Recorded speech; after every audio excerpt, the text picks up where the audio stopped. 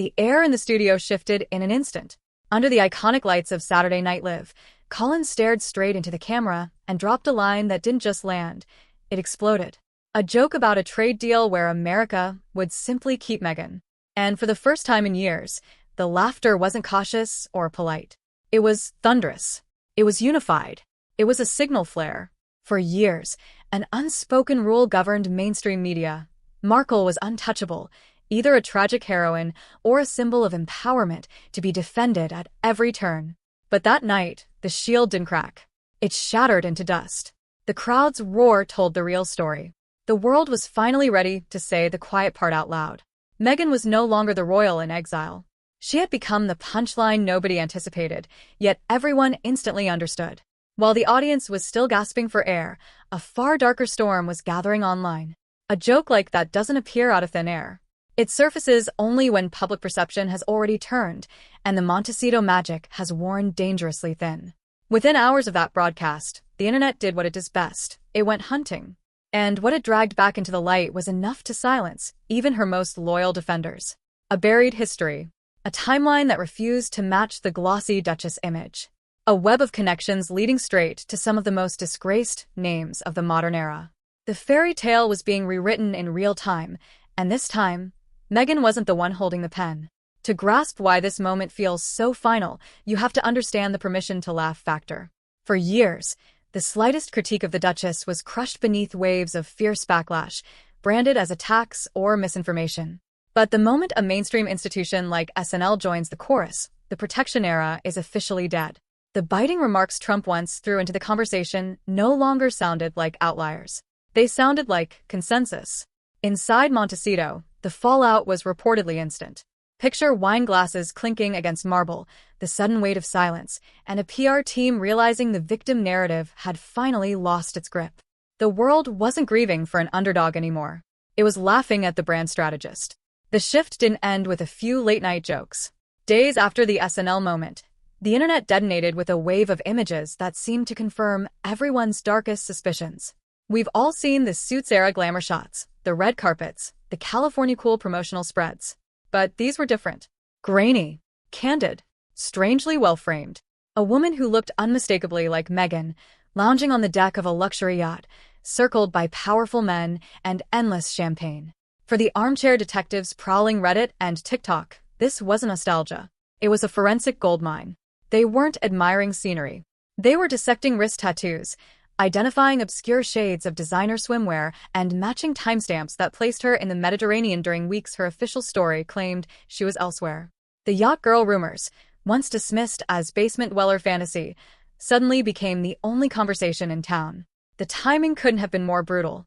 Just as Meghan was pivoting into her new role as a lifestyle guru, teasing American Riviera orchard, pushing her rose, filming her cooking show, the yacht girl whispers came roaring back, turning her entire rebrand into a liability.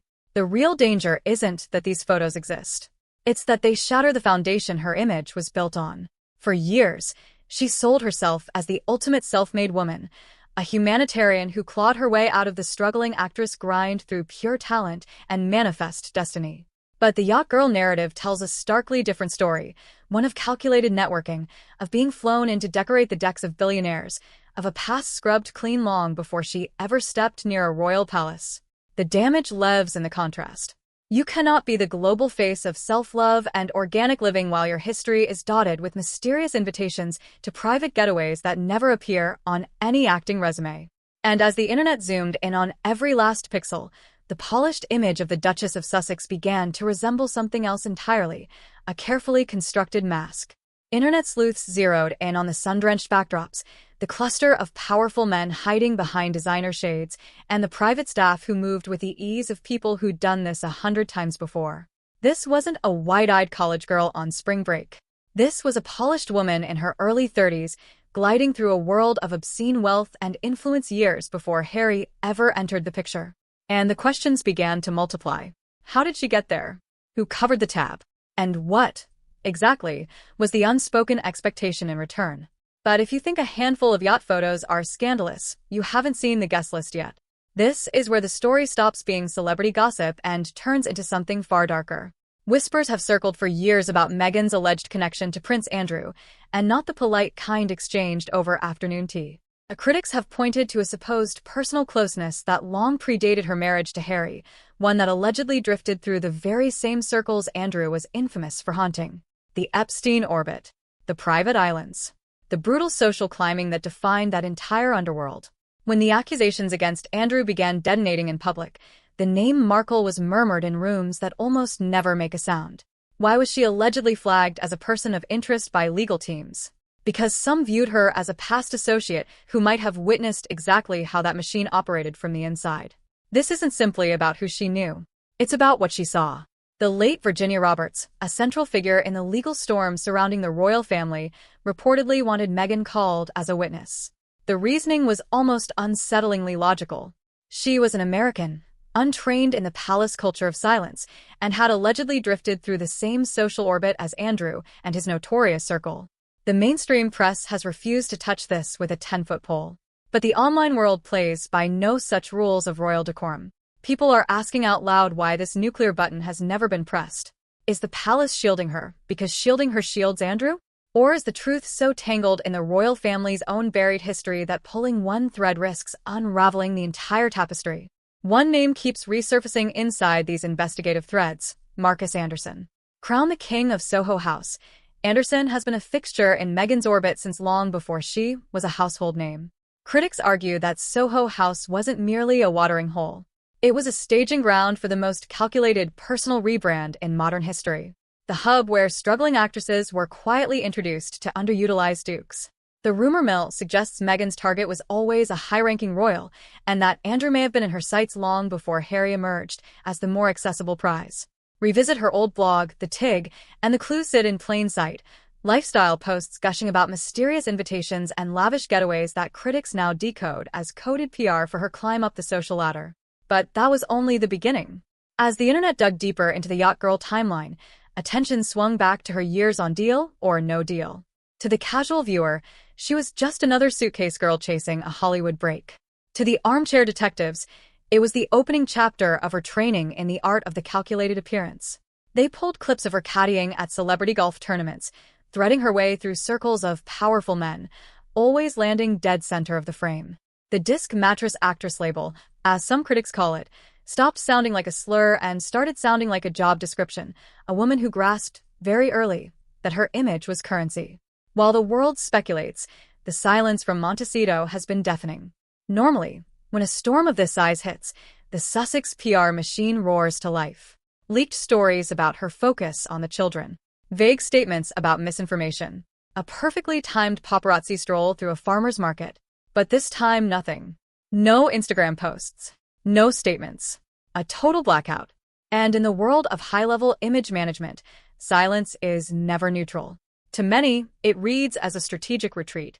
When you can't disprove the photos and you can't explain away the connections, you go dark and pray the news cycle drifts. But the internet doesn't drift. It only digs. Behind closed doors, sources say the quiet is anything but calm. The marble counters of Montecito are reportedly absorbing plenty of sudden impact as Meghan scrambles to contain the wreckage. Picture it, trying to launch a global empire while your name trends alongside Yacht Girl and Exposed. The rebrand is collapsing in real time because the brand itself was built on a past nobody believes anymore. She's reportedly firing off emails to media contacts, begging them to swing the spotlight back to her charity work. But once you've become a meme, charity becomes a footnote. The siren who lured Harry onto the rocks is discovering the rocks cut deeper than she ever imagined. And then there's Harry, the man who surrendered everything. His titles, his military honors, his family, his country. All to shield the woman he loved from what he called a predatory press. But what happens when the man who thought he was rescuing a damsel in distress begins to suspect he was simply a pawn in a much longer game? Royal watchers have caught a quiet shift in the Duke of Sussex. He looks distant, withdrawn, according to some, completely blindsided. The fairy tale he was handed apparently never included chapters about Mediterranean yachts or alleged ties to his own uncle's disgraced circle. Critics have begun crowning him the Duke of Regret, a man slowly waking up to the fine print of his marriage as it bleeds out in viral roasts and grainy snapshots. The cracks in their united Sussex front are now impossible to disguise. While Meghan allegedly battles to steer the narrative, Harry has been spotted retreating into the shadows, skipping appearances, falling silent during what should have been their joint damage control. Fighting the press is one thing when you believe the truth is on your side. It's another entirely when you start to suspect the people you're fighting may actually be holding the receipts. If the whispers carry weight, Harry is beginning to question the blind date story and the famous "I didn't know" who he was claiming Meghan built her romance on. When your wife swears she never Googled you, but old friends quietly mention a vision board with your face pinned to it, trust doesn't crack, it crumbles. And for a man who has already sacrificed so much, discovering that his new life might be a beautifully wrapped illusion could be the breaking point. A palace source reportedly whispered that Harry looks like a man realizing the fairy tale came with a brutal price tag. Online, he's being painted as the man hijacked by a master of media spin, someone who never understood the fine print of the contract he was signing. Critics have always called him naive. Now the commentary has turned merciless, questioning his mental state, his judgment, and how he could ever have swallowed the "I knew nothing about the royal" story. The 2026 Australia tour, meant to be a triumphant return, is being swallowed whole by these questions. Instead of headlines about humanitarian impact, the world is dissecting yacht girl receipts. The damage stretches far beyond the personal, it has gone professional. Hollywood watched the SNL joke. Hollywood watched the meme spread. And whispers began drifting through industry circles that Meghan is no longer marketable, too unpredictable, too risky, too radioactive. Studios are reportedly rethinking offers. Brands have quietly paused planned campaigns. Not because she's lost fame, but because she's become a liability. In an industry where image is currency, her stock is hitting historic lows. Her empowerment quotes are being recycled as satire. Her motivational speeches are being stitched over alleged yacht footage. Even her loudest cheerleaders, the lifestyle influencers, the feminist bloggers, have slipped into uncomfortable silence. Nobody wants to be the last offender of a brand being dismantled in real time. This saga was never truly about a yacht or a late-night punchline. It was about the fragility of a persona engineered on aesthetics instead of truth. Markle didn't simply join the royal family. She executed the most calculated rebranding in modern memory, piece by piece, polished, packaged, and sold to the world as a flawless transformation. She erased the suitcase girl. She erased the lifestyle blogger. And she tried to replace them both with a global icon. But the internet has a long memory and a very short fuse for being played. Once the mask slipped, the world didn't just see a woman with a past. It saw a strategist who may have discarded every person and every chapter that didn't fit her new script. Consider the trail. Her own father. Her closest former friends. Her Suits co-stars. Eventually, the entire British monarchy. Critics point to this scorched earth pattern as the fingerprint of a narcissist, someone who extracts value from people for status, then torches the bridge behind her. They say she ignores the oldest rule in the game. Never burn the bridges that built you, especially when your entire world is stitched together by connections. And now, as the yacht girl rumors claw their way back into daylight, those burned bridges are starting to resemble a trail of evidence. People online are connecting the dots between her strategic friendships and her current Montecito isolation. The portrait emerging isn't one of reinvention. It's one of erasure. And that, to so many, is the real scandal. Forget the yachts. Forget the champagne. This is about control. About the meticulous rewriting of a backstory that didn't align with the glossy empowerment narrative. About silencing anything that clashed with the Duchess brand. But as the internet keeps dragging old receipts back into the light, the polished product is finally losing its shine. The woman who once branded herself as glamorous and inspirational has become the face of TikTok memes and YouTube roasts. Her filtered posts and recycled buzzwords are being dismantled by a public that feels it has finally peeked behind the curtain. And once you've seen the man behind the curtain, or in this case, the woman on the yacht, there's no unseeing it. The cruelest irony is that Meghan's entire power was built on the illusion of transparency. She sold the world an open book, a victim of a racist institution, a woman finally telling her truth. But as the contradictions stack up, that truth is starting to read like a screenplay. The blind date story. The "I never Googled him" claim. The "we married 3 days before the wedding" revelation. Every chapter is being reopened under a microscope of skepticism. When your entire brand hinges on perfection but your past refuses to cooperate, the walls inevitably close in. No title, no publicist, no podcast can shield a public figure once they've crossed the line from icon to internet punchline. And here is the cut that bleeds the brand.